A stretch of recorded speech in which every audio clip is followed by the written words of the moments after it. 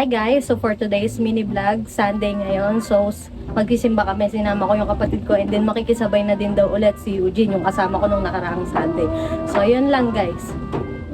Yo guys, sasakay kami ni Vincent. Pasok. Oh, pasok tayo. Kaya kasama ko si Berat. Yes, dito ka, sa likod si Kuya Eugene. Guys, for today's mini vlog, sama si Berat. Sisimba kami. So after nun, magkakapigaw kami siya. So ililibre niya ako guys. Kasi yung pera mo. Yung pera mo. Ay, inabot ka sa akin? Oo, inabot ka daw sa akin yung pera. Ayun lang, update na lang.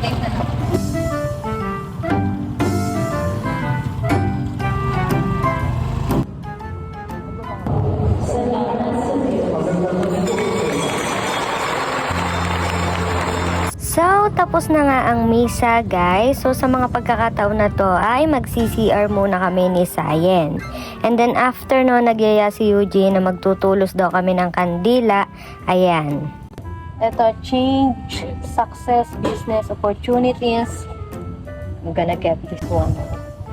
Opportunities, joys, and stimulation. Romantic love, hindi natin kailangan yan. Aray ko! Blue candle, guidance, inspiration, harmony, communication, calm, honesty, and healing. Ito sa akin, tsaka this one.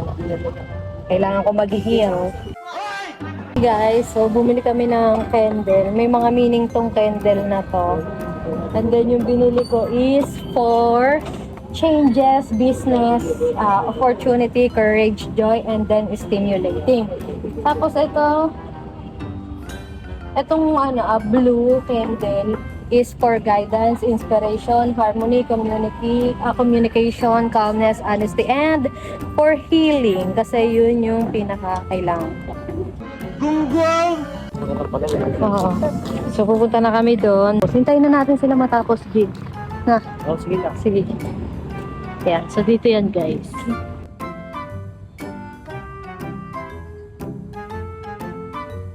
So, ayun guys. So, nagtutulos na kami ng kandila. And then, after namin masindihan at maitulos, magpe-pray na din kami niyan. And then, after nun, pupunta na kami sa cafe kung saan kami kakain. So ayun, guys. Tapos na ang misa. Kasama ko si Kunitomo Eugene. Itadakimasu. So, magkakape kami ngayon, guys. Balak namin sa Mr. Macchiato. Kasi doon lagi yung gusto ni Sayen. Yun lang, guys. At ayun na nga ay nakarating na kami kay Mr. Macchiato. So sa mga pagkakataon na yan ay umu-order na kami ni Eugene ng kakainin namin. So ang in-order namin is 2 sea salt latte, 1 dark choco, and then fries at saka yung waffle na gusto ni Sayen. So sa mga pagkakataon na yan guys, tinitignan ko na si Sayen at sinasaway ko na rin siya kasi para siyang kite-kite. Guys, hindi siya mapakali, hindi niya alam kung ano ba ang gagawin niya. Ayan o, para talaga siyang berat. Parehas tayo din ang order. Host.